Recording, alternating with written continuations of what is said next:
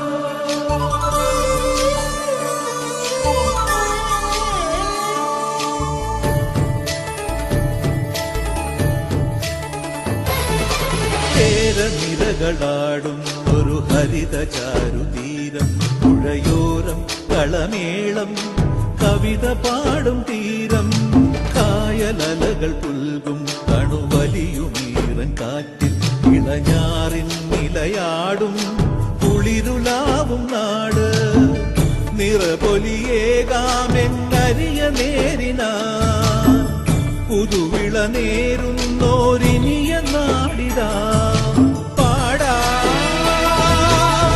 കുട്ടനാടിൻ നീളം.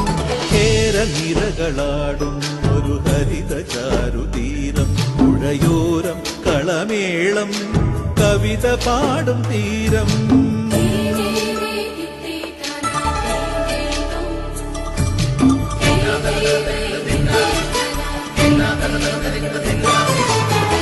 കണ്ണോടു കരിയുടും മണ്ണുതിരും മണമോ, പെണ്ണിനു വിയർപ്പാലേ മധുമണമോ, ഞാറ്റോല പച്ചവള പൊന്നും തെളിക്കൊലുസ്, പെണ്ണിവൾ കളമാറ്റും കളമൊഴിയാ, കൊച്ചികൾ പകൽ നീളെ കിനാ കാണും, ഒട്ടിടും അനുരാഗക്കരൾ പോലെ, മണ്ണിനും ഇവൾ പോലെ മനം തുടിക്കും.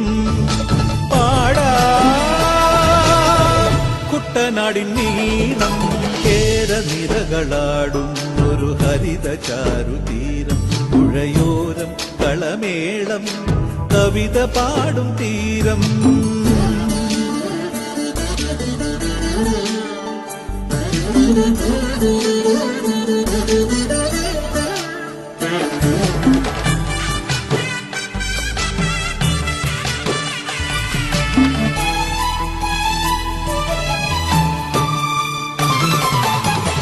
പൊന്നാര്യൻ കതിരിടും സ്വർണമണി നിറമോ, കണ്ണിനു കണിയാകും നിറപ്പറയോ.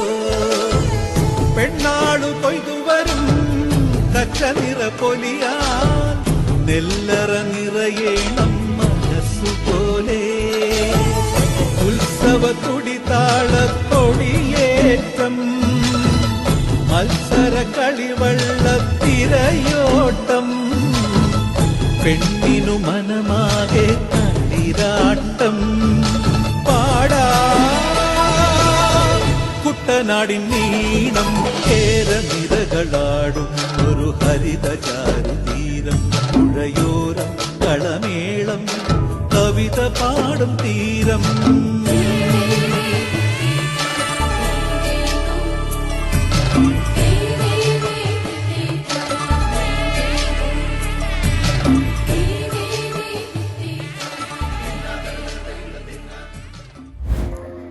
ഭാഷയുടെ പ്രാധാന്യം പറയുമ്പോൾ ഏതൊക്കെ ഭാഷ പഠിച്ച് കൈകാര്യം ചെയ്യാൻ ശ്രമിച്ചാലും സ്വന്തം മാതൃഭാഷ അത് മാതൃത്വത്തോളം പ്രാധാന്യമുള്ളതാണെന്നും നന്നായി സ്വന്തം ഭാഷ കൈകാര്യം ചെയ്യാൻ നമ്മളെ കുട്ടികൾ പഠിച്ചിരിക്കണം എന്നത് നിർബന്ധം തന്നെയാണ്.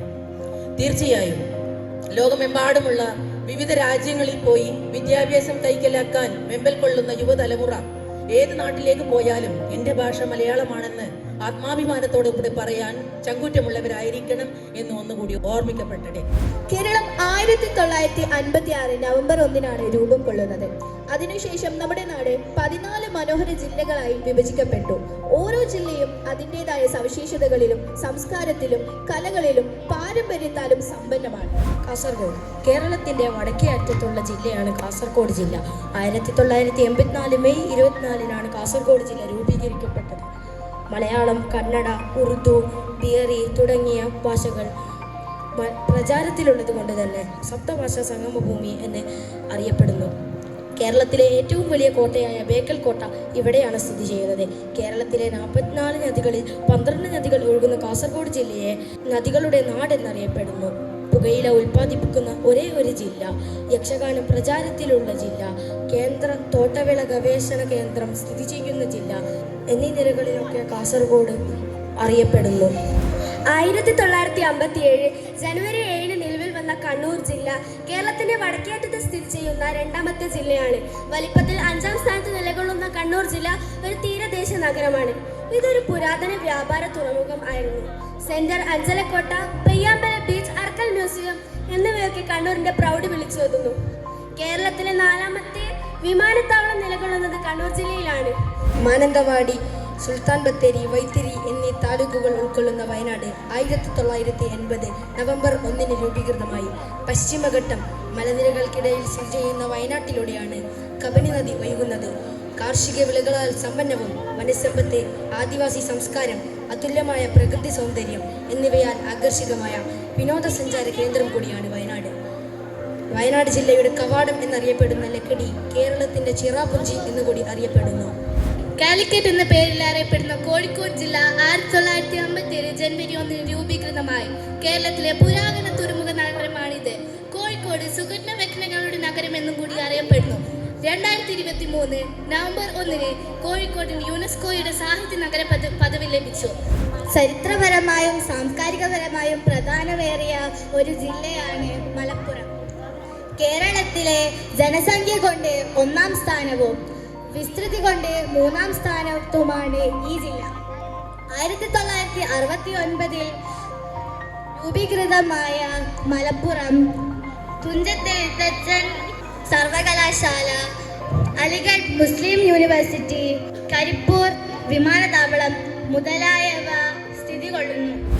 പാലക്കാട് കേരളത്തിലെ 2ാമത്തെ വലിയ ജില്ലയാണ് പാലക്കാട്. പശ്ചിമഘട്ടത്തിലെ ഏറ്റവും വലിയ കവാടം പാലക്കാട് ജില്ലയിലെ വാലയാർ ചുരമാണ്. 1957 ജനുവരി 21 പാലക്കാട് ജില്ല രൂപം കൊണ്ടത്. കേരളത്തിലെ കാർഷിക ജില്ലകളിൽ ഒന്നായ പാലക്കാട് വ്യവസായശാലകൾക്കും പ്രസിദ്ധമാണ്. 1949 ജൂലൈ 1 തൃശൂർ ജില്ല നിലവിൽ വന്നു. കേരളത്തിൻ്റെ സാംസ്കാരിക നഗരം, കേരളത്തിൻ്റെ സംസ്ഥാന തലസ്ഥാനം, പുരങ്ങളുടെ നാട് എന്നീ വിശേഷണമുള്ള ജില്ലയാണ് തൃശൂർ. തൃശൂർ നഗരത്തിലെ ശില്പി എന്നറിയപ്പെടുന്നത് ശക്തൻ തമ്പുരാനാണ്. എറണാകുളം 1958 ഏപ്രിൽ 1 രൂപീകൃതമായ ജില്ലയാണിത്. പ്രാചീന പേര് ഋഷിനാഗകുളം. നഗരവൽക്കരണം, വ്യവസായവൽക്കരണം, ചെറുകിട വ്യവസായ യൂണിറ്റുകൾ എന്നിവയിൽ മുൻപന്തിയിലാണ് ജില്ല. കൈതച്ചക്ക ഏറ്റവും കൂടുതൽ ഉത്പാദിപ്പിക്കുന്ന ജില്ലയാണിത്. ഏറ്റവും കൂടുതൽ ദേശീയ പാതയുള്ള ജില്ല, സമ്പൂർണ്ണ സാക്ഷരത നേടിയ ആദ്യ ജില്ല എന്നീ നിലകളിലൊക്കെ മുൻപന്തിയിൽ നിൽക്കുന്ന ഒരു ജില്ലയാണ് എറണാകുളം. എറണാകുളം ജില്ലയുടെ ഭാഗമായ കൊച്ചി അറബിക്കടലിന്റെ റാണി എന്ന പേരിൽ അറിയപ്പെടുന്നു. ആധുനിക കൊച്ചിയുടെ ശില്പി ശക്തൻ തമ്പുരാനാണ്. എറണാകുളത്തിന്റെ ഭാഗമായ ആലുവ വ്യവസായ നഗരം എന്ന പേരിൽ അറിയപ്പെടുന്നു. 1972 ജനുവരി 26 ഇടുക്കി ജില്ല നിലവിൽ വന്നത്. ഇടുക്കി ജില്ലയുടെ വാണിജ്യ തലസ്ഥാനം എന്നറിയപ്പെടുന്നത് കട്ടപ്പനയാണ്. കടൽ തീരങ്ങളും റെയിൽവേ സ്റ്റേഷനുകളും ഇല്ലാത്ത ഒരു ജില്ല കൂടിയാണ് ഇടുക്കി ജില്ല. സുഗന്ധവ്യഞ്ജനങ്ങളുടെ റാണി എന്നും ഇടുക്കി ജില്ല അറിയപ്പെടുന്നു. ഏറ്റവും കൂടുതൽ മലയോര പ്രദേശങ്ങളും വനവിസ്തൃതിയുമുള്ള ജില്ല കൂടിയാണ് ഇടുക്കി ജില്ല. ചന്ദന മരങ്ങൾക്കും മുനിയറകൾക്കും പ്രസിദ്ധമാണ് ഇടുക്കി ജില്ലയിലെ മറയൂർ. ഏറ്റവും വലിയ കൊടുമുടിയായ ആനമുടി സ്ഥിതി ചെയ്യുന്നതും ഇടുക്കി ജില്ലയിൽ തന്നെ. ടി രാമറാവു ആണ് കോട്ടയം ജില്ലയുടെ സ്ഥാപകൻ എന്ന നിലയിൽ അറിയപ്പെടുന്നത്. വെമ്പുലി നാട് എന്നാണ് പഴയ കാലത്ത് കോട്ടയം ജില്ല അറിയപ്പെട്ടിരുന്നത്. മീനച്ചിലാറിന്റെ തീരത്ത് സ്ഥിതി ചെയ്യുന്ന കോട്ടയം ജില്ല അക്ഷരനഗരം എന്നും അറിയപ്പെടുന്നു. മീനച്ചിലാർ, മണിമലയാർ, മൂവാറ്റുപുഴ എന്നിവ കോട്ടയം ജില്ലയിലെ പ്രധാന നദികളാണ്. സമുദ്രതീരമില്ലാത്ത ജില്ല കൂടിയാണ് കോട്ടയം ജില്ല. ഏറ്റവും കൂടുതൽ റബ്ബർ ഉൽപ്പാദിപ്പിക്കുന്ന ജില്ല, ഇന്ത്യയിലെ ആദ്യ ചുമർ ചിത്ര നഗരി, ആകാശപാത, ആദ്യ തണ്ണീർത്തട ഗവേഷണ കേന്ദ്രം എന്നിവ കോട്ടയം ജില്ലയുടെ പ്രത്യേകതകളാണ്. ഇന്ത്യൻ പ്രസിഡന്റ് ആയിരുന്ന KR നാരായണന്റെ ജന്മസ്ഥലം കോട്ടയം ജില്ലയിലെ ഉഴവൂർ എന്ന സ്ഥലത്താണ്. 1957 ഓഗസ്റ്റ് 17 ആലപ്പുഴ ജില്ല രൂപം കൊണ്ടത്. ദിവാൻ രാജാ കേശവദാസാണ് ആലപ്പുഴ ജില്ലയുടെ ശില്പി എന്നറിയപ്പെടുന്നു. ഇദ്ദേഹം തന്നെയാണ് ആലപ്പുഴ ജില്ലയെ ഒരു തുറമുഖ നഗരമായി വളർത്തിയത്. കൈസൻ പ്രഭു കിഴക്കിന്റെ വെനീസ് എന്ന് ആലപ്പുഴയെ വിശേഷിപ്പിച്ചു. കേരളത്തിലെ ഏറ്റവും ചെറിയ ജില്ല, വനപ്രദേശം ഏറ്റവും കുറവുള്ള ജില്ല, മലകളില്ലാത്ത ജില്ല, ഏറ്റവും കൂടുതൽ കടൽ തീരങ്ങളുള്ള രണ്ടാമത്തെ ജില്ല എന്നിവയൊക്കെ ആലപ്പുഴ ജില്ലയുടെ പ്രത്യേകതയാണ്. 1857 കേരളത്തിലെ ആദ്യത്തെ പോസ്റ്റ് ഓഫീസ് നിലവിൽ വന്ന ജില്ല കൂടിയാണ് ആലപ്പുഴ. കുടിൽ വ്യവസായം ഏറ്റവും കൂടുതലുള്ള ജില്ല കൂടിയാണ് ആലപ്പുഴ. 1952 നവംബർ 1 രൂപീകൃതമായ ജില്ലയാണ് പത്തനംതിട്ട. ഈ ജില്ലയുടെ രൂപീകരണത്തിന് മുൻകൈയെടുത്ത വ്യക്തിയാണ് KK നായർ. തമിഴ്നാട് സംസ്ഥാനവുമായി അതിർത്തി പങ്കിടുന്ന ഏക ജില്ലയാണിത്. തീർത്ഥാടന കേന്ദ്രങ്ങളുടെ ആസ്ഥാനം എന്നറിയപ്പെടുന്ന ജില്ലയാണ് പത്തനംതിട്ട. തിരുവല്ല പത്തനംതിട്ടയിലെ ഏക റെയിൽപാതയാണ്. അതുപോലെ തന്നെ സമുദ്രതീരമില്ലാത്ത ജില്ല, കേരളത്തിലെ ഏറ്റവും കൂടുതൽ റിസർവ് വനങ്ങളുള്ള ജില്ല എന്നിവയൊക്കെ പത്തനംതിട്ടയിലാണ്. കേരളത്തിലെ മൂന്നാമത്തെ നീളം കൂടിയ നദിയായ പമ്പ നദി ഈ ജില്ലയിൽ കൂടി ഒഴുകുന്നു. കൊല്ലം 1949 ജൂലൈ 1 രൂപീകൃതമായ ജില്ലയാണ് കൊല്ലം. തേൻ, വഞ്ചി, ദേശിംഗ് നാട് എന്നീ പേരുകളിലാണ് കൊല്ലം പ്രാചീന കാലത്ത് അറിയപ്പെട്ടിരുന്നത്.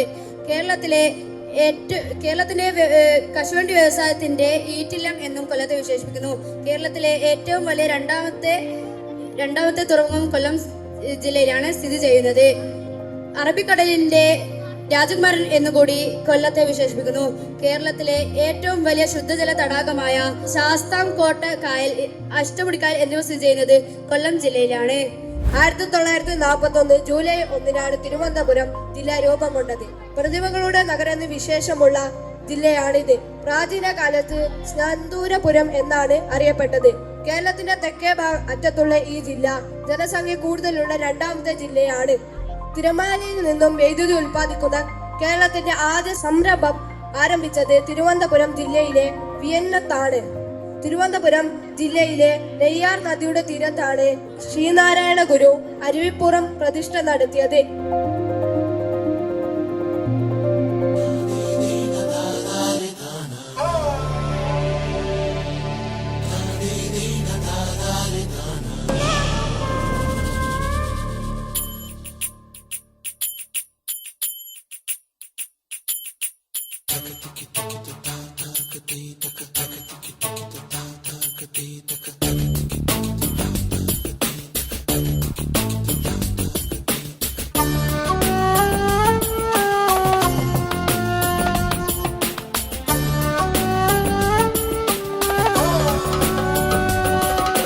തെയ്യമാടുന്ന തീരം എന്റെ കേരളം, തിരകൾ കേളിയാടുന്ന നാടൻ പൊന്നിൻ കേരളം.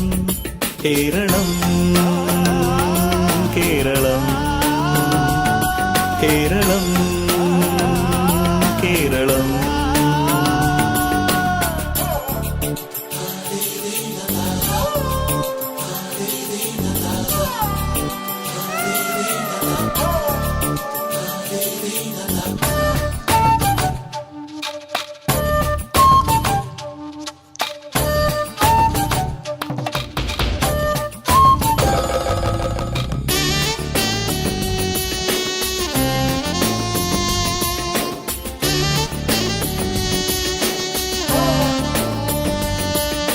നിളയുടെയോളം കഥകളിയാടി കിളികുലജാലം ശുഭകാകളി പാടി തിരുവാഴും കോടുണരാൻ വില്ലടി മേളങ്ങൾ തുളുനാടിൻ വിരിമാറിൽ അംഗച്ചമയങ്ങൾ.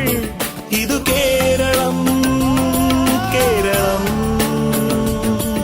എൻ കേരളം കേരളം.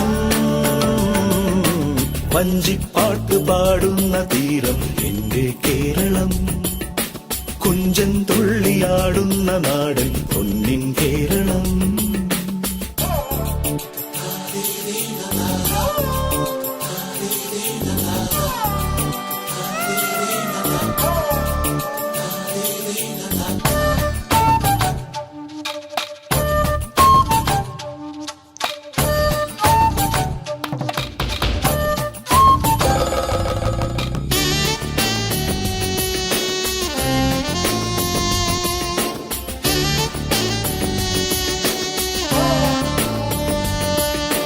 മോഹിനിയാട്ടം അനുപമനാട്യം മണിമലയാളം കവി വാഴ്ത്തിയ ദേശം.